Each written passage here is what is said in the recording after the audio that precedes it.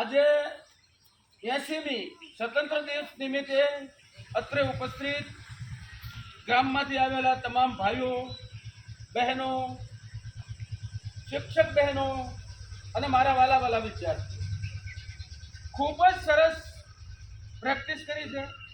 બહેનોએ મહેનત પણ સારી કરી છે. બાળકોએ પણ ખૂબ જ સારામાં સારું અભિનય કર્યો છે. પણ જ્યારે અભિનય કરો ત્યારે પ્રથમ તમારી ઉડાણ છે, તો ત્યારે બીજે ધ્યાન નહીં રાખો. તમે તમારા જે અભિનય કરવાનો છે એની ઉપર ધ્યાન રાખો. એની માહિતી દાંત ન કાઢો અને તમારા અભિનયમાં જ તમે ધ્યાન આપજો. બીજું કે આજે આપણે સ્વતંત્ર દિવસ ઉજવીએ છીએ એની પાછળ કઈક લોકોના લોહી રેડાણા ત્યારે આપણને સ્વતંત્રતા મળી છે. બે વિભાગ ચાલતા હતા.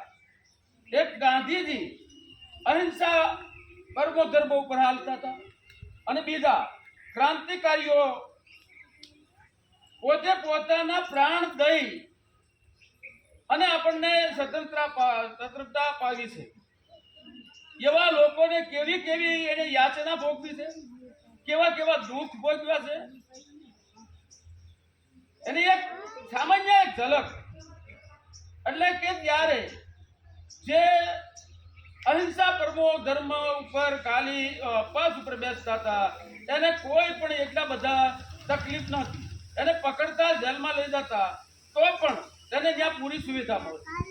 પણ જે ક્રાંતિકારીઓ હતા એને જેલમાં લઈ જતા એટલું નહીં, પણ એને ફાંસી આપી દેતા.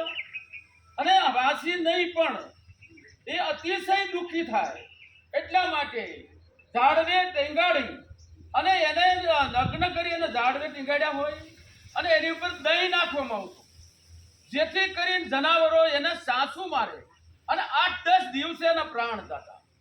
કોઈની માથે ગવનું પાણી રેડતા અને ગાવના પાણી ઉપર કીડા અને મકોડા ચડે અને એ ઠોલીને ખાય. અને આવા તો કંઈક રીબાવીને માર્યા અને ત્યારે આપણને સ્વતંત્રતા મળી છે. તો આ સ્વતંત્ર પર્વ નિમિત્તે આજ હું અહીંયા બે વાત કરવા ખાલી આવ્યો હતો. અને આજે મારા તે જે ધ્વજવંદન કરાવ્યું એ બદલ હું આ સ્કૂલનો આભારી છું. અને મેં હરેક વખતે છેલ્લા લગભગ 30 વર્ષથી હું આ સ્કૂલની માહિતી આવું છું અને આવું છું ત્યારે કાંઈક ને કાંઈક આપવાની મારી જે નેમ હોય. એટલે મેં બેનને પૂછેલું કે બેન આ વખતે હું મારી સેવા હું કરું, તો બેને મને કીધું કે આ વખતે કાંઈ જરૂર નથી, તમે ખાલી આવો. પણ મારા નિયમ અનુસાર હું આ સ્કૂલને 500 રૂપિયા મારી તરફથી આપું છું. અને હરેક જે વિદ્યાર્થીઓએ અભિનય કર્યો છે એ તમામ વિદ્યાર્થીઓને 20-20 રૂપિયા આપું છું. અને બીજા જેને નિરાશ ન થાય બાળકો એટલા માટે જે બીજા હોય એને બધાને 10-10 રૂપિયા આપું છું. તો જય હિન્દ, જય ભારત.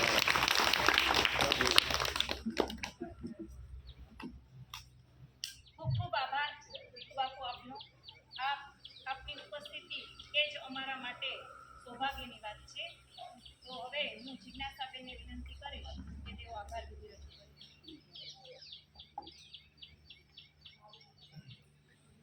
કરે. મંચસ્થ વડીલશ્રીઓ, ભીખુ દાદા, મનસુખભાઈ કથિરિયા તેમજ તમામ અહીંયા ઉપસ્થિત છે તે દરેક મંચસ્થ મહાનુભાવો તેમજ મારી શાળાનો સ્ટાફ પરિવાર, અહીંયા ઉપસ્થિત માતાઓ, બહેનો તેમજ અમારા નાના ભૂલકાઓ દરેકને 80મા સ્વાતંત્ર્ય પર્વની હાર્દિક શુભેચ્છાઓ.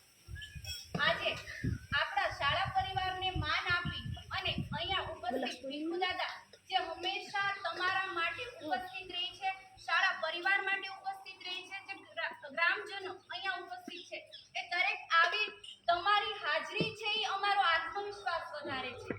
તમારી હાજરી અમારું મનોબળ વધારે છે કે અમારા સપોર્ટમાં, અમારા સહકારમાં આ દરેક ગ્રામજનો છે, આ દરેક માતાઓ છે, આ દરેક વડીલો છે. આ ઉત્સાહ અમારો પણ જાળવે છે, જે જોઈ અને અમે બહુ જ ખુશ થઈએ છીએ. એ માટે હું હૃદયપૂર્વક દરેક ગ્રામજનો અને દરેક વડીલોનો આભાર માનું છું. જય હિન્દ, જય ભારત.